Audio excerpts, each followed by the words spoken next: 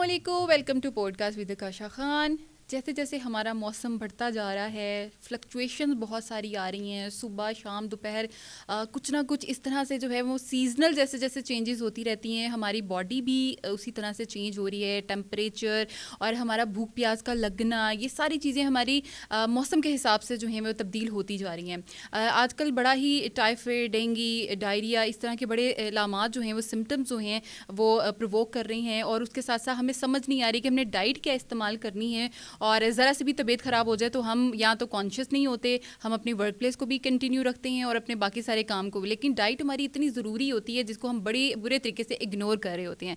सो आज जो हमारे साथ स्टूडियो में मौजूद हैं, आइए उनसे बात करते हैं और जानते हैं कि इन तमाम मसाइल का क्या हल है, कौन सी डाइट जो है वजूहात बनती हैं इन तमाम मसाइल की, और किस तरीके से हम जो है वो इसको डाइट को बेहतर करके इन मसाइल से निकल सकते हैं। हमारे साथ तैयबा बाबर मौजूद हैं जो कि क्लिनिकल कंसल्टेंट न्यूट्रिशनिस्ट हैं। आइए इनसे बात करते हैं। अस्सलाम वालेकुम, thank you so much for having us today. कैसी हैं आप? वालेकुम अस्सलाम, मैं ठीक हूँ, आप कैसी हैं? मैं बिल्कुल ठीक हूँ। अच्छा, जैसे कि मैंने बोला कि क्योंकि मैं अपनी फैमिली में ना बड़ा ज़्यादा ये देख रही हूँ कि अभी रिसेंटली जो है वो टाइफाइड 2-3 मेरी फैमिली में से जो है वो निकले हैं, फिर डेंगू भी इस तरह से हुआ है। सो ये एकदम से जो है ना वो चक्कर आना, फिर वो नौजिया, वॉमिटिंग, इस तरह से स्टार्ट होता है। फिर वो ऑब्वियसली आप लैब्स कराते हो तो पता चलता है कि अच्छा आप किस तरफ जा रहे हो, जो भी है।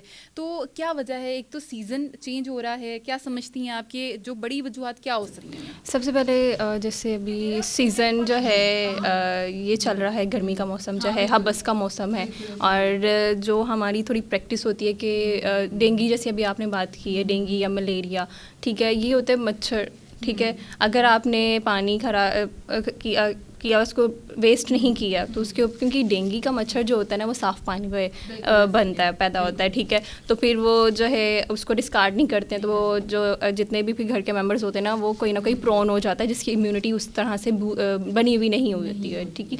अब जैसे कि रिसेंटली कोरोना आया था, हमारी इम्यूनिटी वैसे नहीं थी, तो हम जो थे उसके जल्दी जो है ना उसकी तरफ प्रोन हो गए थे, ठीक है। लेकिन जैसे जैसे हम उसकी इम्यूनिटी बनती गई, हम अब उससे क्या है वैक्सीनेटेड हो गए, अब उससे लड़ने के काबिल हो गए हैं। अब डेंगू है, डेंगू का अगर किसी को बाइट कर देता है, मच्छर बाइट करता है, तो इससे क्या होता है कि इसके जो सिम्टम्स होते हैं ना, हमें वो 4 से 10 या 4 से 14 दिन के अंदर अंदर सिम्टम्स इसके ज़ाहिर हो जाते हैं। मलेरिया और डेंगू और टाइफाइड ये टोटली डिफरेंट है। ये टेस्ट के थ्रू ही आपको पता चलता है कि अच्छा आया कि आपको डेंगू है या मलेरिया है। और कुछ सिम्टम्स होते हैं, अब डेंगू के जो सिम्टम्स होते हैं ना वो सीवियर ज़्यादा होते हैं, मलेरिया से ज़्यादा होते हैं। मलेरिया जो होता है वो जल्दी रिकवर हो जाता है बनिस्बत जो डेंगू होता है। डेंगू तो लाइफ थ्रेटनिंग भी होता है अगर उसको जो है वो क्योर ना किया, ठीक है।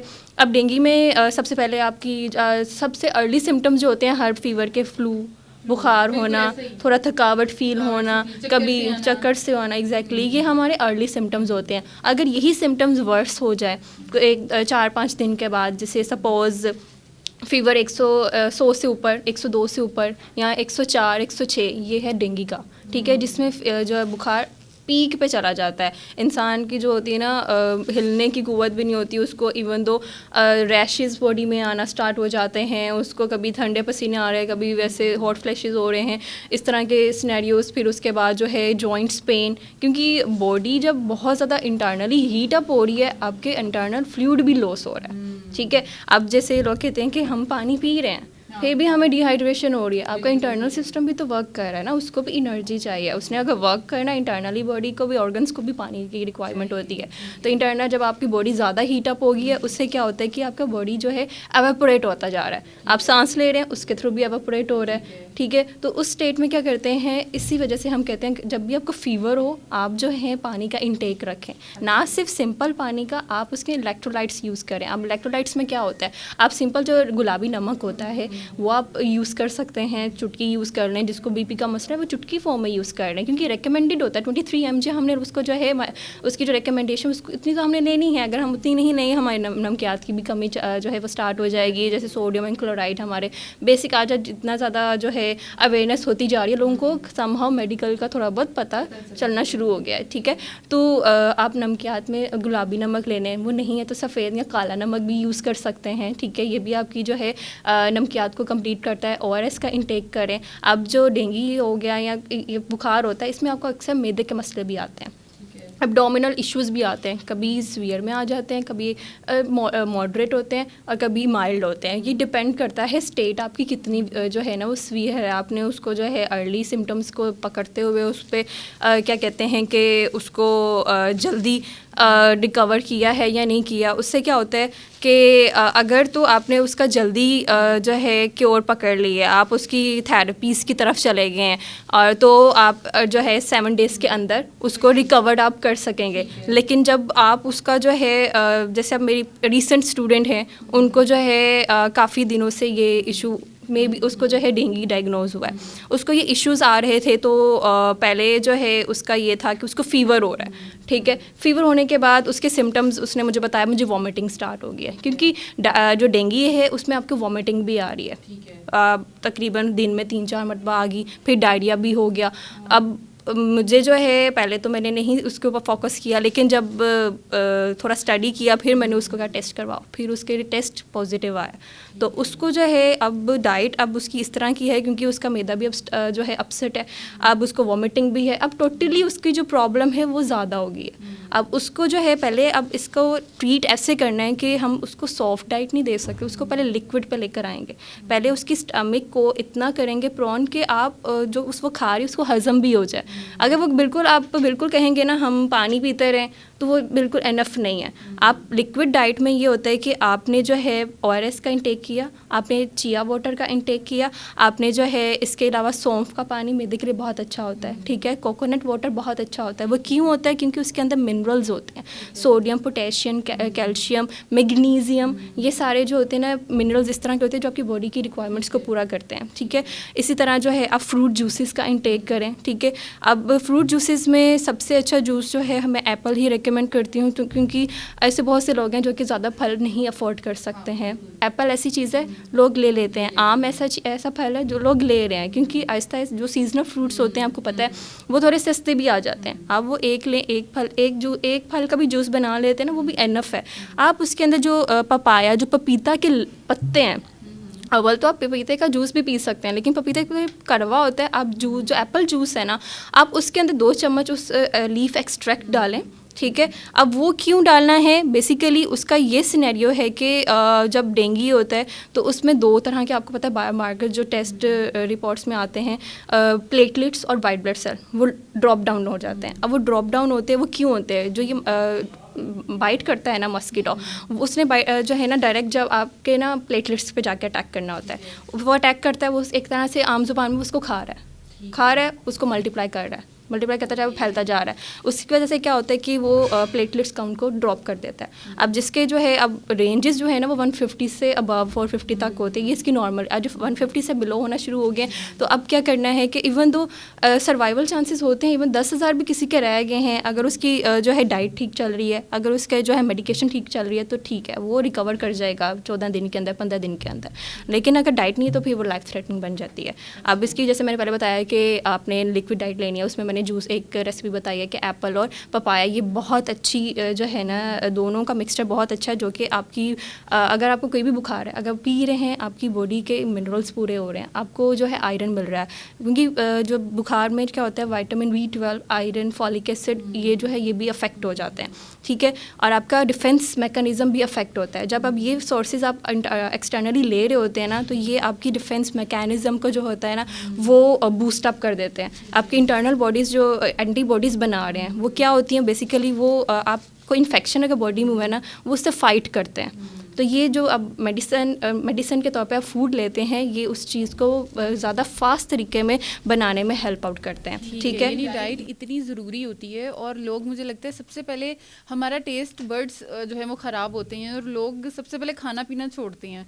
कोई भी प्रॉब्लम हो जाए तो फिर ये इसकी क्या वजह बनती है कि लोग खाना पीना सबसे पहले छोड़ते हैं, और अपने मुँह का टेस्ट क्योंकि उनका ख़राब होता है, और फिर इनटेक भी इतनी ज़्यादा नहीं होती है, तो उसको किस तरह से लिया? जैसे अभी मैंने बताया कि जब तबीयत ज़्यादा ख़राब हो जाती है ना, साइकोलॉजिकली क्या होता है, हम थोड़े स्ट्रेस्ड, ज़्यादा बॉडी स्ट्रेस में चली जाती है, ठीक है। हम थोड़ी दिल नहीं करता ज़्यादा, अगर उनको ना खुराक देख के ही वॉमिटिंग स्टार्ट हो जाती है, वो कहते हैं कि हमने नहीं खाना। लेकिन क्या उनको इस वजह से क्या कहते हैं कि एटलीस्ट आप लिक्विड लें, बिल्कुल ही छोड़े मत। अब जैसे लिक्विड में मैंने थोड़े जूसेस बता दिए, पानी बता दिया, इसी तरह आप जो है दलिया उसको थोड़ा सा जो है जूसर में मिक्सी में करके वो मिक्स हो जाएगा, उसको आप वो दें, थोड़ा लिक्विड में आ जाएगा। एटलीस्ट जो है ना आपकी बॉडी में प्रोटीन, आपकी बॉडी में आयरन, ये चीज़ें जानी चाहिए। चाहे आप उसको थोड़ा टेस्टफुल बना लें, स्पाइसेस ऐड कर लें नॉर्मल, लेकिन वो पेशेंट को लाजमी दें। अगर वो नहीं लेंगे मेडिसिन के ऊपर अब आपको भी पता है कि मेडिसिन, सिर्फ मेडिसिन खाने से क्या होता है कि साइड इफ़ेक्ट्स भी होते हैं। साइड इफ़ेक्ट्स हर मेडिसिन के होते हैं, तो वो जब आप काउंसलिंग करते हैं पेशेंट की तो उसको होता है कि हम खाना खा लेते हैं बजाय इसके कि मेडिसिन तो टेम्परेरी आपको दे रहे हैं। खाना आप खाएंगे, खाने से क्या होगा कि वो आपको परमानेंट रिजल्ट दे रहा है, उसका आपको साइड इफ़ेक्ट्स तो नहीं मिल रहे हैं, ठीक है। आपकी रिकवरी भी जो है वो प्रॉपर तरीके से हो जाएगी। इसी तरह जो है लिक्विड डाइट के बाद सॉफ्ट डाइट के, जब पेशेंट का जो है किसी को स्टमक ठीक हो गया है, वो रिकवरी की तरफ आप सॉफ्ट डाइट की तरफ आ जाए। सॉफ्ट डाइट में योगर्ट आ जाता है, योगर्ट बनाना खाएँ, ठीक है। बनाना के साथ जो है दलिया आप खा सकते हैं, दलिया में फ्रूट्स, नट्स, वेजिटेबल्स ये आप मिक्स करके उसका दे सकते हैं, जो कि जल्दी डाइजेस्ट हो जाए। हार्ड चीज़ें उनको ना दें। अब जो है जब सॉफ्ट डाइट उनको रिकवर हो रहे हैं तो फिर उनको जो नॉर्मल हमारी डाइट है आप उनको वो दें, ठीक है। स्टार्ट लिक्विड से करना, एंड देन सॉफ्ट डाइट, फिर उसके बाद आपने नॉर्मल। एग्जैक्टली। तो इसमें फिर रूटीन में जो है वो क्या ज़्यादा से ज़्यादा मैक्सिमम खाया जाए जिससे जो है वो जल्दी से जल्दी जो है वो रिकवरी हो जाए, यानी ताकत आ जाए? रिकवरी जो है ना आकांक्षा सॉफ्ट डाइट के थ्रू ही हो गई है, अच्छा, ठीक है। अब अगर नॉर्मल डाइट है ना, नॉर्मल डाइट में सिम्टम्स थोड़े बहुत माइनर रह जाते हैं। अब उसमें ये होता है कि आपने रेगुलर फॉर्म में सुबह को आप जो है चिया वाटर ले रहे हो, या खाली पेट आप दही और इस्पागोल, या खाली पेट जो है आप जो है रेजिन्स खा लें और दही में डाल के, या बनाना कोई भी फल दही में पॉर्फरेट एक तरह से वो बन जाता है, वो आप ले लो खाली पेट। फिर ब्रेकफास्ट आप प्रॉपर करो जिसमें आपका कार्ब आए। कार्ब में जो है वो दलिया आ सकता है, या ब्रेड आ सकती है, या रोटी आ सकती है। फिर आप अंडा ले लें, ठीक है। फिर उस पर स्नैक में आप कोई भी फल ले लें या जूस ले लें, ठीक है। अब जूस जो है जैसे मैंने पहले एप्पल का बताया, आप बीट रूट जूस भी ले सकते हैं, आयरन के लिए बहुत अच्छा है। जिन लोगों को एनीमिया का मसला होता है वो भी ले लें, और ये बुखार में भी वो अगर लेते हैं गन्ने का रस ले सकते हैं, ठीक है, वो भी बहुत अच्छा होता है। इसी तरह जो है फिर आपका लंच में वही, अगर आपने रोटी सालन खाना है तो ठीक है, आप सैलड का भी इंटेक जो है वो कर सकते हैं। डिनर में जो है आप चावल या फ़िश ये ले सकते हैं। फिर रात को जो है एटलीस्ट अगर आप मिल्क, जिनको मिल्क से मसला नहीं है, अगर वो रात को सोने से पहले हल्दी का दूध पीते हैं, ठीक है, या इलायची का दूध पीते हैं, तो ये भी एंटीसेप्टिक होता है एक तरह से, यानी कि ये आपकी बॉडी से इन्फ्लेमेशंस को ख़त्म करता है, इन्फेक्शन को ख़त्म करता है, इसलिए ये पीना चाहिए। एग्जैक्टली पीना चाहिए। इवन जिसको कोई इशू भी नहीं है, डायबिटिक भी हैं, वो भी अगर ले रहे हैं तो उनके लिए भी मसला है। हाँ, जिनका BSR थोड़ा ज़्यादा चल रहा है वो रात को दूध ना लें। बाकी अगर फीवर है कुछ इस तरह है तो वो अगर लेते हैं तो उनके लिए ये एक तरह से पॉजिटिव रोल क्रिएट करेगा। बिल्कुल ठीक है, बिकॉज हमें सेशन को वाइंड अप करना है और हमारा टाइम जो है वो ख़त्म हो गया है। Thank you so much for coming, आपने अपना इतना कीमती वक्त हमें दिया है। मैं उम्मीद करती हूँ कि आज का सेशन आप लोग के लिए भी बहुत इन्फॉर्मेटिव होगा, क्योंकि मौसम की ख़राबी की वजह से डाइट बड़ी डिस्टर्ब हुई है और उसके साथ साथ कोई ना कोई इन्फेक्शन या कोई ना कोई मसला जो है वो चलता रहता है। सो अगर आप अपनी डाइट को बेहतर कर लेंगे और जो हमारी इंस्ट्रक्शन हमें दी गई हैं अगर हम उनको फॉलो करेंगे तो ज़रूर हम किसी ना किसी मसले से बच जाएंगे, ज़्यादा मसले से बच जाएंगे। इसी के साथ मुझे दीजिए इजाज़त। नई सेशन में, नई एपिसोड में नए मेहमान के साथ दोबारा हाजिर होंगी। तब तक के लिए अपना बहुत सारा ख्याल रखिएगा। अल्लाह हाफिज़।